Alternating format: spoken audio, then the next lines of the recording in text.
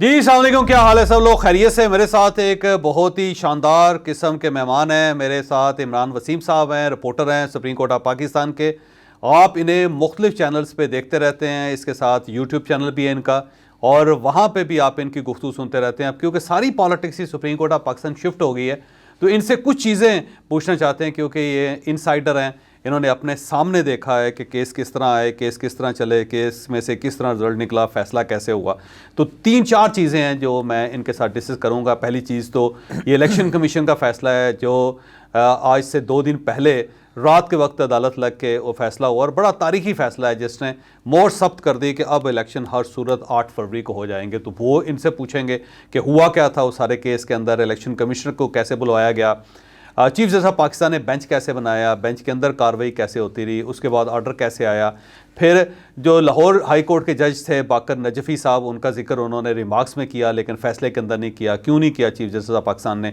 ये वो चीज़ें हैं जो हम इनके साथ डिस्कस करेंगे। और इसके साथ साथ रिटायर्ड जज शौकत अजीज़ सिद्दीकी साहब जो है, उनका केस है, और उस केस में सुप्रीम कोर्ट ऑफ पाकिस्तान ने जनरल फैज़ हमीद साहब और ब्रिगेडियर रामे साहब को बुलाया है। अब इनसे पूछेंगे कि क्या वाकई जनरल फैज़ हमीद साहब आएंगे, क्योंकि मैं पहले आपको बता चुका हूं कि जनरल फैज़ हमीद साहब अदालत नहीं जाएंगे। तो बाकी इनसे डिटेल पूछेंगे कि क्या उस केस की क्या डेस्टिनी है और उस केस के अंदर क्या क्या हो रहा है। तो बहुत सारी चीज़ें हैं जो अभी इनके साथ डिस्कस करेंगे। और इसके साथ साथ वो डेफिनेटली एक केस चल रहा है सुप्रीम जुडिशल काउंसिल के अंदर, और वो भी बड़ा मज़े का केस है, उसकी डिटेल भी हम इनसे पूछेंगे। तो इमरान साहब, बड़ा शुक्रिया आपका। ये बताएं कि ये जो अचानक फ़ैसला हुआ कि आज चीफ जस्टिस ऑफ पाकिस्तान ने फौरी तौर पे नोटिस ले लिया और इलेक्शन कमीशन को बुला लिया और उनसे कहा सीधे हो जाएं, इलेक्शन 8 फरवरी को होगा, तो क्या हुआ उस दिन?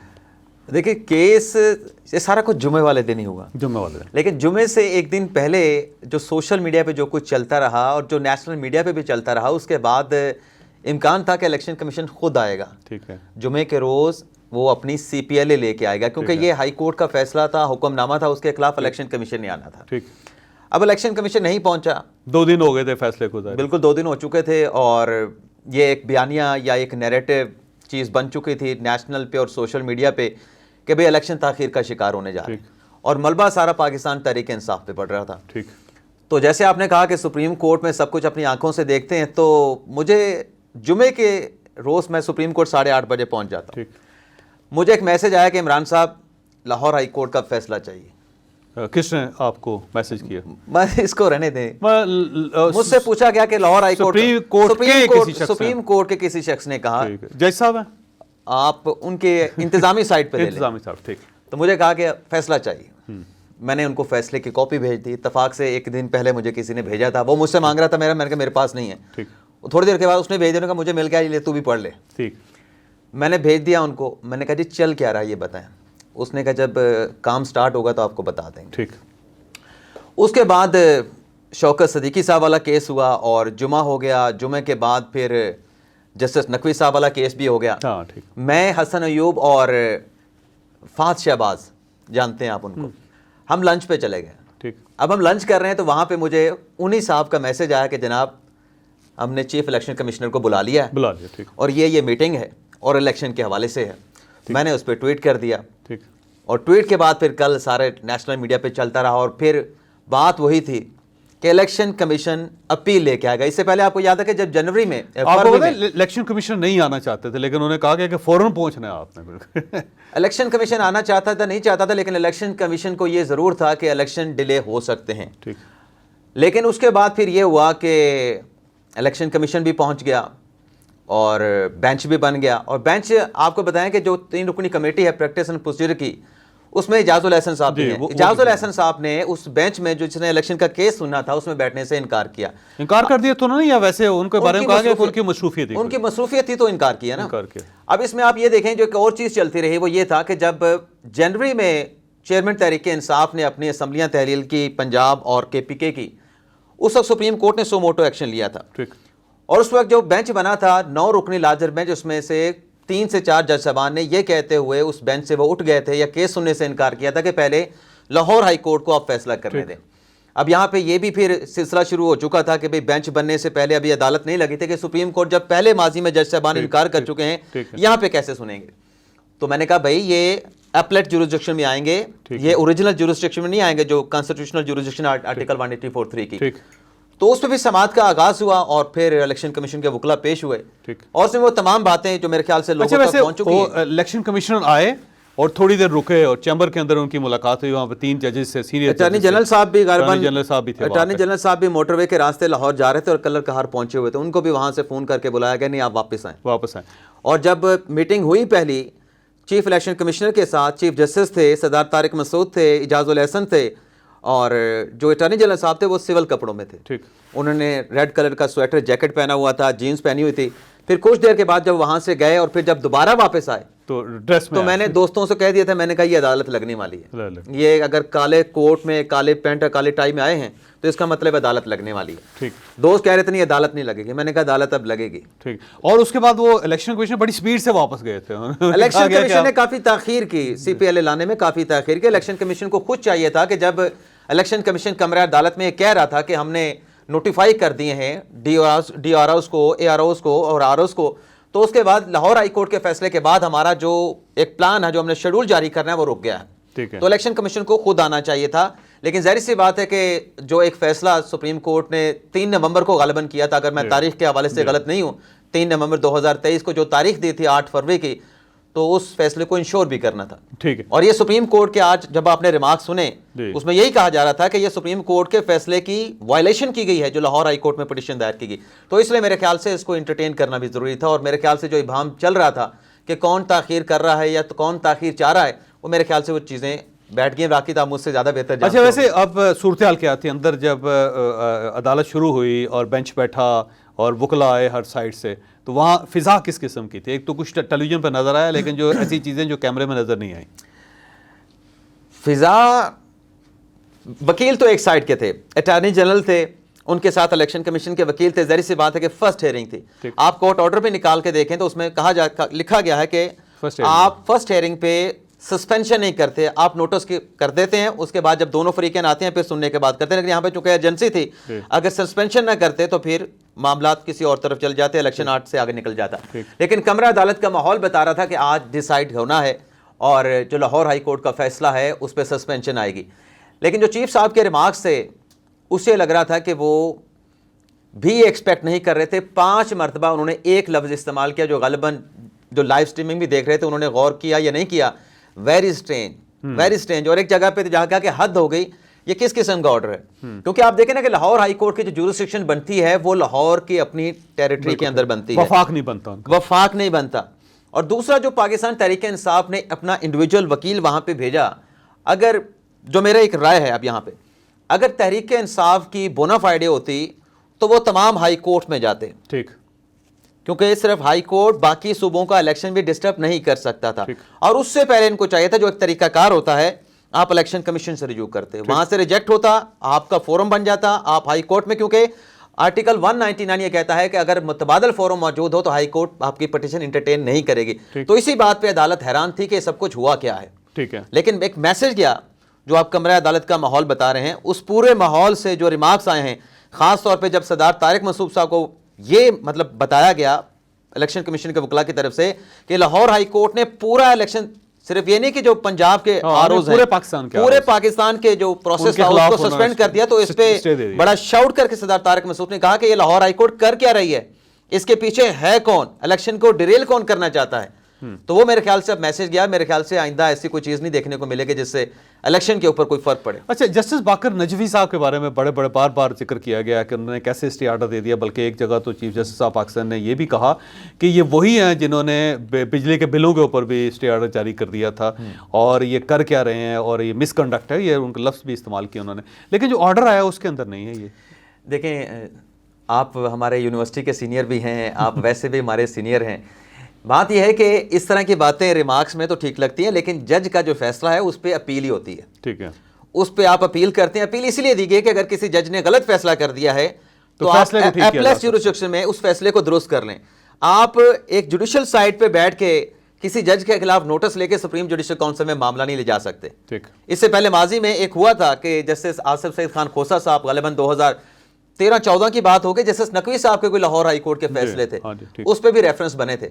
लेकिन वो रेफरेंस इसी बुनियाद पे फिर खारिज किया गया कि जुडिशियल ऑर्डर पे रेफरेंस नहीं बनता। और उसके बाद फिर एक मिसाल और भी थी, जब साबिक सदर परवेज़ मुशर्रफ को फांसी की सज़ा खसूसी अदालत ने सुनाई और फिर PID में एक प्रेस कॉन्फ्रेंस हुई जिसमें फ़रोग नसीम साहब थे, अनवर मंसूर थे और साथ में एक और तीसरे भी थे, गालिबन मुझे याद नहीं है, शहजाद अकबर साहब थे। उन्होंने कहा था कि तो जज साहब फारिग हैं, मेंटल हैं, इनके खिलाफ इस फैसले की बुनियाद पर सुप्रीम जुडिशियल काउंसिल में रेफरेंस दायर करेंगे, क्या बना? ठीक, फिर उनको बताया गया भाई फैसले पे अपील दायर करें, आप रेफरेंस नहीं बन सकता। तो वो रिमार्क्स थे। और वो इलेक्ट्रिसिटी वाली बात भी कही कि ये वही जज साहब हैं जिन्होंने इलेक्ट्रिसिटी के हवाले से एक फैसला दिया जिससे पाकिस्तान को अरबों का नुकसान हुआ था, उसकी भी बात हुई। लेकिन जुडिशियल ऑर्डर के अंदर आप कोई रेफरेंस के हवाले से कोई डिक्टेशन नहीं दे सकते। बिल्कुल ठीक। अच्छा, अब शौकत अजीज सिद्दीकी साहब के केस की तरफ आते हैं। वैसे इससे पहले एक सवाल ये है कि अब तो ज़ाहिर इलेक्शन के अंदर कोई भाम नहीं है, इलेक्शन तो डेफिनेटली अब हो ही जाएंगे हर लिहाज से इसमें। और बाकी उमैर नियाज़ी साहब का क्या बनेगा? वैसे उमैर नियाज़ी साहब को कंटेम्प्ट का नोटिस तो नहीं किया, एक सिंपल नोटिस उनको किया है और उनको खुद आना पड़ेगा और आके वजाहत देना पड़ेगी कि जब सुप्रीम कोर्ट को, वैसे हैरानगी की बात यह थी कि पाकिस्तान तहरीक इंसाफ की पटिशन पे 8 फरवरी की तारीख मिलती है और ये जो उन्होंने जवाब लाहौर हाई कोर्ट में बनाया कि नज़रबंदियाँ हो रही हैं, DROs हमारे लोगों को नज़रबंदियों के ऑर्डर जारी करके गिरफ्तार कर रहे हैं, ये ज़्यादा शहरों में तो है नहीं, ये तो लाहौर में है, पिंडी में है, इस्लामाबाद में है, पेशावर में है, 4 शहरों से ज़्यादा नहीं है। उससे हट के ये 9 मई के बाद सब कुछ शुरू होता है। तो आपके नॉलेज में तो सब कुछ है कि आपके खिलाफ ब्यूरोक्रेसी क्या कर रही है, डिप्टी कमिश्नर क्या कर रहे हैं। तो जब इलेक्शन की डेट आप ले रहे थे उस वक्त आपको सुप्रीम कोर्ट में ये बात एजिटेट करनी चाहिए थी, ठीक, आपने वहाँ पे एजिटेट नहीं की। इसका मतलब यह है कि यहाँ पे गालिबन कोई ऐसा प्लान लगता है, मेरी जो राय है कि इलेक्शन ना हो। इमरान खान साहब जेल में हैं, वो जब तक जेल में हैं उनकी ज़मानत नहीं होती, उनकी डिस्क्वालिफिकेशन ख़त्म नहीं होती, तो फिर इलेक्शन भी नहीं होना चाहिए। मुझे तो ये लगता है उसमें सारा कुछ। अच्छा, ये उमैर नियाज़ी साहब ने खुद की होगी दरख्वास्त अपने लेवल पे, ये आपका ख्याल है इमरान खान साहब ने कहा होगा? क्योंकि यहाँ पे ये भी बड़ा इबहम है, क्योंकि खान साहब की जो साइट है वो ये कह रहे हैं कि भाई साहब हमने तो कहा ही नहीं था, इन्होंने खुद ही कर दी। जहाँ तक मेरी अपनी राय है, पाकिस्तान तहरीक इंसाफ में इमरान खान की राय के बगैर कोई पत्ता भी नहीं हिल सकता, चिड़िया भी पर नहीं मार सकती। अब देखें, और ये सारी सियासी जमातों में होता है, ये सिर्फ तहरीक इंसाफ नहीं, तमाम सियासी जमातों में होता है। अब मसला ये है कि उमैर नियाज़ी साहब अदालत आके उनके पास 2 ही मौक़िफ़ होंगे, या तो ये कहेंगे कि मुझे पार्टी ने कहा था, तो फिर इमरान खान साहब के खिलाफ तौहीन अदालत हो सकती है, और अगर वो ये कहते हैं ये मैंने अपने तौर पर किया था, तो फिर ये खुद फंस जाएंगे। देखिए, पिटीशन ज़ाती कैपेसिटी में है, लाहौर हाई कोर्ट में ये बात बताई गई लाहौर हाई कोर्ट को, ये ज़ाती कैपेसिटी में आए हैं, लेकिन एक सियासी जमात के अहदेदार भी हैं। तो गालिबन जो रिपोर्ट हुआ उसमें यह भी कहा गया कि क्या इनका एक सियासी जमात का अहदेदार होना इनको अदालत आने से रोकता है। तो ये पूरे प्लान के साथ नजर आती है। तहरीक इंसाफ ऐसे कोई पिटीशन दायर नहीं करती।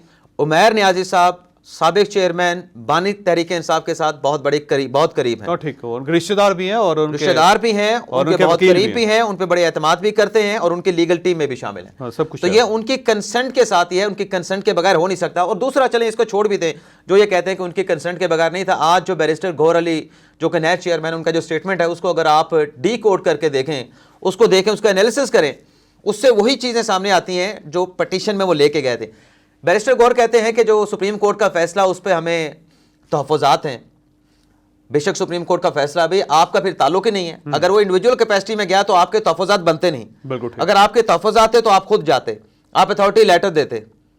ठीक है, ज़रा आप फिर पार्टी बनते अच्छा, ये फरमाएं कि शौकत अजीज सिद्दीकी साहब का जो केस है उसमें जब ज़ाहिर पहला दिन जब शुरू हुआ सुप्रीम जुडिशल काउंसिल में, तो वहाँ पे चीफ जस्टिस ऑफ पाकिस्तान ने उनसे पूछा कि आप बार बार जनरल फैज़ हमीद साहब का नाम ले रहे हैं, क्या आपने उनको मेंशन किया हुआ अपनी दरख्वास्त में? तो उन्होंने कहा जी नहीं, मेंशन तो नहीं किया हुआ। हामिद खान साहब ने कहा, तो उन्हें कहा गया जी आप फिर मेंशंस करें उन तमाम लोगों को जो इसके ज़िम्मेदार हैं। फिर उन्होंने एक पूरी फहरिस्त तैयार की, उसके बाद दरख्वास्त के अंदर सब के नाम इंक्लूड किए, जिसमें से 2 लोगों को नोटिस हो गया, ब्रिगेडियर रामे साहब हैं और दूसरे जनरल फैज़ हमीद साहब हैं। तो ये बेसिकली अदालत जनरल फैज़ हमीद साहब को अपनी अदालत में अपने कटहरे में देखना चाहती है, क्या मसला? तो सर वैसे ऐसे ये है कि जब ये केस, वैसे तो आप ये देखें कि इसकी आखिरी समाअत जून 2022 में हुई थी, ये 1.5 साल के बाद केस लगा। जब ये केस लगा बेंच भी नया था, पहले बंदियाल साहब सुन रहे थे, उनके साथ इजाजुल एहसन साहब थे, सरदार तारिक मसूद साहब थे, मजहर आलम मियाँ खेल थे, सजाद अली शाह थे, 3 जज रिटायर्ड हो गए। ठीक, पीछे बचे थे सरदार तारिक, इजाजुल एहसन साहब। ठीक, अब प्रैक्टिस प्रोसीजर कमेटी में दोनों जज साहबान ने कहा भी जब इतना अरसा हो गया तो हम नहीं बैठते, अब आप कोई नया बेंच बना लें। ठीक, तो इत्तफाक राय से नया बेंच बना। उस बेंच में हामिद खान साहब ने जो आगाज़ किया अपने आर्गूमेंट का, वो किया जो शौकत सदीकी साहब की तकरीर थी। ठीक, उन्होंने पढ़ के सुनाई सारी। अब जो तकरीर उन्होंने वहाँ पे की, उस तकरीर में फैज़ हमीद का नाम नहीं था। ठीक, तो काजी साहब ने पूछा कि ये जो आप नाम नहीं बता रहे, सिर्फ इशारा कर रहे हैं, ये शख्स कौन है? ठीक, उन्होंने कहा जी फैज़ हमीद साहब हैं। उन्होंने कहा जी भाई आप नाम भी नहीं ले रहे, तो इसका जिक्र कहीं पे है आपकी पटिशन में किसी जगह पे? तो हामिद खान साहब ने कहा कि हमने जो सुप्रीम जुडिशल काउंसिल में एफिडेविट दिया था, उसमें हमने सारा नाम लिया है। ठीक, तो वो एफिडेविट अदालत में देखा गया, वो सारी उनकी पिटिशन के साथ था। काजी साहब ने कहा कि इस एफिडेविट में और जो आपके सप्लीमेंट्री जवाब है सुप्रीम जुडिशल काउंसिल में, आप बार बार फैज़ हमीद का नाम ले रहे हैं। ठीक, और आपका केस ये है कि आपको सुप्रीम जुडिशल काउंसिल ने सुना नहीं, ठीक, सुने बगैर आपके खिलाफ फैसला दे दिया। ठीक, अब आपने पिटिशन दायर कर दी है और उसमें जिस शख्स पे इल्ज़ाम लगा रहे हैं कि वो बेंच बनवाने के लिए आया था, फलां मकसद के लिए आया था, उसको आपने पार्टी ने बनाया। आप जो इल्ज़ाम दूसरे पे लगा रहे हैं कि आपको सुना नहीं गया, कि आप चाहते हैं कि हम उस शख्स को जिस पे आप इल्ज़ाम लगा रहे हैं उसको सुने बगैर फैसला दे दें। तो जो जिन जिन लोगों को आपने जिक्र किया है अपने एफिडेविट में, उनके नाम फिर आप शामिल कर लें। ठीक। चीफ साहब ने कहा कि मेरा असूल है कि जिस पे इल्ज़ाम है फिर उसको सफाई का मौका भी मिलना चाहिए, उसका मौका भी आना चाहिए। तो फिर पहले तो थोड़े से रिलेक्टेंट थे हामिद खान साहब, फिर बाद में उन्होंने नाम शामिल कर लिए, लेकिन फिर हुआ ये कि नाम ज़्यादा शामिल कर लिए, ज़्यादा। उसमें फिर उन्होंने कहा कि ये तो पूरी आपने सब लोगों को बुला लिया, सब लोग कैसे आएंगे? वो मुझे उस पर ऐसा लगता है कि जैसे हर किसी ने अपना सोचा, चलें इसका भी डाल दें, खान साहब बाजवा साहब को भी बहुत याद करते हैं तो इनका भी डाल दें। हालांकि वो जो काजी साहब बात ने दूसरे दिन जुमे के दिन बात की, वो बात उनकी ठीक थी, क्योंकि एफिडेविट में लिखा गया है फैज़ हमीद साहब जाते हैं शौकत सदीकी के पास और उनसे कहते हैं कि मुझे बाजवा साहब ने आपके फैसले से नाराज़ हुए, उन्होंने बुलाया और कहा कि जज साहब से जाके पूछें कि वो चाहते क्या हैं। अब ये उनकी कही हुई बात वो फैज़ हमीद साहब ने बताई, तो इमरान अपने काजी साहब ने यही कहा कि ये तो हेर से है। तो इस पे भी आप सोशल मीडिया पे देखें जो रौला बना हुआ कि देखें जी वो बाजवा साहब को बुलाया नहीं, भाग गया काजी। बात यह है कि जो आपने शुरू में कहा कि फैज़ हमीद साहब आते हैं या उनका स्टेटमेंट आता है, उससे अगर कड़ियाँ निकली तो बात वहाँ तक भी जा सकती है। क्योंकि मेरा ख्याल ये है कि वो नहीं आएंगे और उनका मौका बड़ा दिलचस्प होगा, क्योंकि उस वक्त वो डीजीसी थे, उस वक्त तो DGISI नहीं थे, उस वक्त जनरल नवीद मुख्तार साहब जो थे वो DGI थे। बिल्कुल सही कह रहे हैं। और उस वक्त उन्होंने जब गए भी वो, और शौकत अजीज़ सिद्दीकी साहब से उन्होंने यही कहा कि मुझे मेरे DGI ने मुझे भेजा है। उन्होंने कहा कि वो बेसिकली मेरा ख्याल है शायद रुकावटों का इशू था जो ISI के बाहर लगी हुई थी, और उस पर वो ब्रिगेडियर रामे साहब गए थे उनके पास, तो उससे उनकी साथ नाराज़गी हुई थी शौकत अजीज़ साहब की। और उसके बाद फिर फैज़ हमीद साहब चले गए वहाँ पे, उनके घर चले गए, घर गए बल्कि, और उनकी मर्ज़ी से गए शौकत अजीज़ सिद्दीकी साहब के, उन्होंने खुद कहा कि आ जाएं जी घर। तो वहाँ पे मेरा ख्याल है ये सारा इशू बना। तो वो मेरा ख्याल है जो स्टेटमेंट देंगे, अगर उन्हें स्टेटमेंट दी आएंगे तो नहीं, मेरा नहीं ख्याल आएंगे, स्टेटमेंट देंगे, पर स्टेटमेंट जमा करवाएंगे। कोर्ट का नोटिस भी ऐसे होता है, जब पर्सनल कैपेसिटी में बुलाना होता है फिर वो लिखते हैं कि पर्सनल आप अटेंडेंस उसकी होनी चाहिए, लेकिन जब नोटिस होता है तो उसमें असालतन वकालतन होता है, भी आप खुद आ जाएं या वकील के ज़रिए जवाब भिजवा दें। बाकी जहाँ तक जो आप बात करें उनके पास कहने के लिए तो ज़ाहिर सी बात है कि बहुत सारी चीज़ें होंगी, और ये भी है कि जो अपारा में जो एक सड़क का इशू था, जो फिर शौकत सिद्दीकी साहब का फैसला फिर सुप्रीम कोर्ट में नोटिस लिया गया था। हाँ, नोटिस लिया, साकिब निसार साहब ने नोटिस लेके फिर वो कहा था कि इसको बनाएं, आप खोलें रास्ता। ठीक है, वो रास्ता खुल भी गया था, लेकिन फिर सड़क थोड़ी सी आगे चली गई थी। तो वो चीज़ें हैं कहने की, वो बता देंगे, लेकिन ज़ाहिर सी बात है कि स्टेटमेंट तो आएगा, उस स्टेटमेंट से अगर कुछ निकला किसी के और के नाम सामने आए तो फिर बात आगे की तरफ जाएगी, अदरवाइज यहीं तक। लेकिन शौकत अजीज़ सिद्दीकी साहब को ये भी कहना है ना कि मुझे उन्होंने कहा जी कि आप मियां नवाज शरीफ के मामले में मेरा ख्याल है शायद कुछ स्टे आर्डर देना चाह रहे थे, कुछ टाइप का था, उन्होंने कहा ये ना करें क्योंकि हमारे 2 साल की मेहनत ज़ाया हो जाएगी। वो आए थे उनके पास के बेंच बनेगा, क्योंकि जो क्रिमिनल बेंच बना था वो सिद्दीकी साहब का बना था गालिबन, जो मुझे याद पड़ता है। तो वो उनसे कह रहे थे कि आपके पास अपीलें आनी हैं, अभी मेरे ख्याल में वो केस डिसाइड नहीं या हो गए थे, लेकिन अपीलें अभी तक नहीं आई थी। तो अपीलों पे बेंच भी बनने थे, लेकिन वो होता है ना रोस्टर पहले जारी हो चुका होता है, तो वो रोस्टर बन चुका था, तो उसमें सिद्दीकी साहब भी थे। तो उनसे कहा गया कि आप केस आएंगे, आपने उनको ज़मानत नहीं देनी, आपने इलेक्शन से पहले उनको ज़मानत नहीं देनी, इसलिए कह रहे हैं वो इलेक्शन से शायद पहले की बात है। तो उन्होंने कहा जी मैं तो मेरिट पे देखूंगा, जो उनका अपना स्टांस है। तो उसने कहा जी हमारी 2 साल की मेहनत फिर इस तरीके से ज़ाया हो जाएगी। तो ये सारी कन्वर्सेशन है, लेकिन ज़ाहिर सी बात है कि ये बात क्या आके बताएंगे फैज़ हमीद साहब। लेकिन माजी की अगर हम एक मिसाल देखें, जो ख्याल में मेरा पहला केस था और हिस्ट्री का सबसे बड़ा केस था सुप्रीम कोर्ट पर, बड़े मतलब बड़ों केसों में इसमें एक बड़ा केस था असगर खान केस। उसमें तो आके असद दुरानी साहब ने और असलम बेग साहब ने सब एतराफ़ कर लिया था, उन्होंने कहते हमने किया है और आगे भी हमें अगर ऑर्डर ऐसा मिला तो हम ये काम करेंगे, नेशनल सिक्योरिटी के लिए हमने किया था, बेनज़ीर सिक्योरिटी रिस्क थी। तो अब देखते हैं ये क्या कहते हैं। हाँ नहीं, फिर उस केस का कुछ भी नहीं बना जी। अभी जस्टिस मुज़ाहिर अली नकवी साहब जो हैं ये भी ख़त लिख रहे हैं। अब वो बिल्कुल ऐसे लगता है सुप्रीम कोर्ट ऑफ पाकिस्तान में खतूतबाजी शुरू हो गई, एक साइड से ख़त आता है फिर दूसरी साइड से ख़त होता है। और वो पुराना मामला जो जैसे उमर अताब बंदियाल साहब के दौर में होता था, कई साहब एक ख़त लिख देते थे, फिर वो वायरल होता था, फिर उसके बाद दूसरी तरफ से ख़त आ जाता था, दूसरी तरफ से जवाब आ जाता था, तो वो दोबारा ख़तबाजी शुरू होगी वहाँ पर।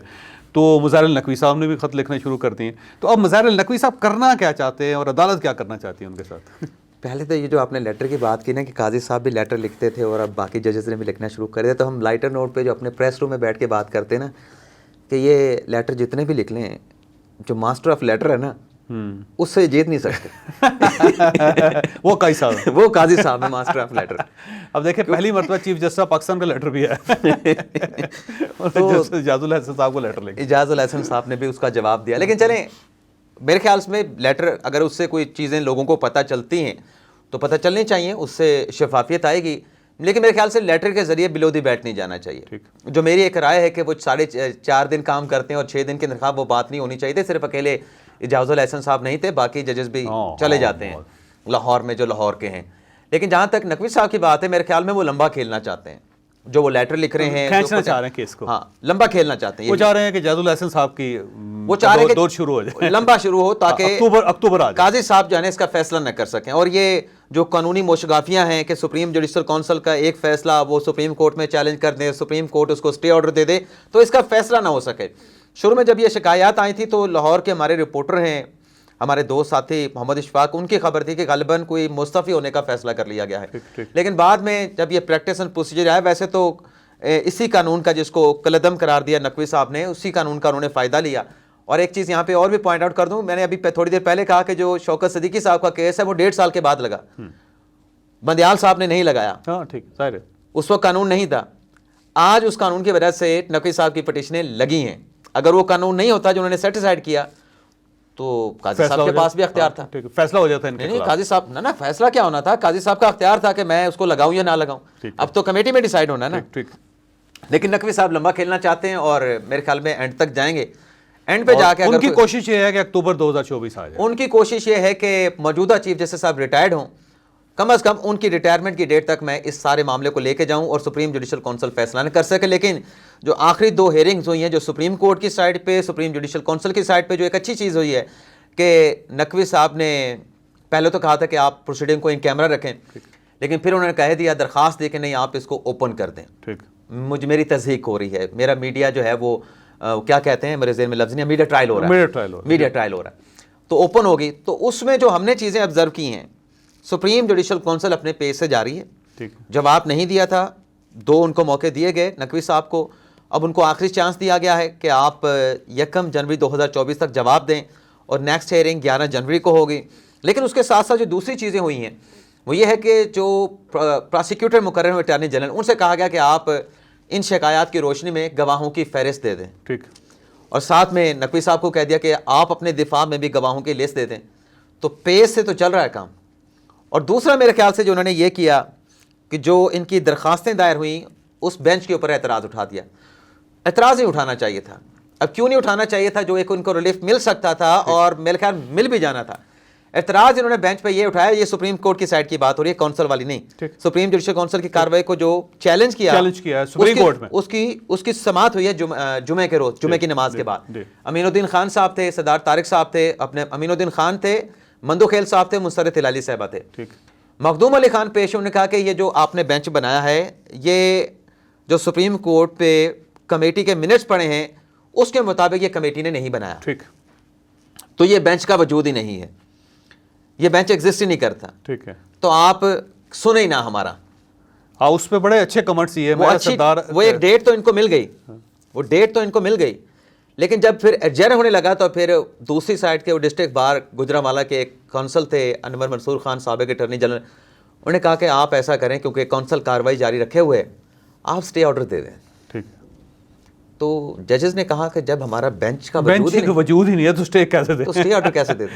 आप उस बेंच से मुतालबा कर रहे हैं जिसको आप मानते ही नहीं हैं। मानते नहीं। मेरे ख्याल से बेंच को मान लेते, बड़ा फेयर बेंच था। मुसर्रत तिलाली साहब थी, अभी देखे ना कि वो मिलिट्री कोर्ट वाले केस में वाहिद खातून जज ने उन्होंने इख्तलाफ किया, उन्होंने कहा कि मैं शॉर्ट ऑर्डर के ऊपर, उन्होंने वजह क्या रखी है, उन्होंने शॉर्ट ऑर्डर पे मैं स्टे ऑर्डर नहीं दूंगी। हाँ डिटेल होता तो फिर शायद हम कर देते। तो उसमें मंदू खेल साहब हैं, मंदू खेल साहब का भी रिसेंट पास में अभी एक फैसला आया, जो एक मीडिया चैनल के गालिबन वाइस प्रेसिडेंट हैं माद यूसुफ साहब, जी जी, एयर वाई के, उनके हवाले से था। बड़ा बोल्ड फैसला था। और अमीनुद्दीन खान साहब भी बड़े फेयर जज हैं, न्यूट्रल जज हैं, तो बेंच उनके लिए अच्छा था। अगर बेंच पे एतराज़ ना करते, उनसे कहते कि लार्जर बेंच बना लें, कॉन्स्टिट्यूशनल इंटरप्रिटेशन है, या वैसे कहते भी आप पे एतमाद है तो स्टे ऑर्डर में मिल जाना। बिल्कुल ठीक। फजल, आपने गुफ्तगू सुनी, बड़ी मज़ेदार बातें की इमरान साहब ने, और आपने देखा कितनी डिटेल के साथ इन्होंने सारी चीज़ें बताई। अब मेरा ख्याल है आप सुनते रहें और देखते रहें कि सुप्रीम कोर्ट ऑफ पाकिस्तान में आइंदा होता क्या है। बहरहाल मुझे महसूस होता है कि सारी पॉलिटिक्स और बल्कि पाकिस्तान के तमाम मामला जो आप सुप्रीम कोर्ट ऑफ पाकिस्तान के अंदर ही हल होंगे।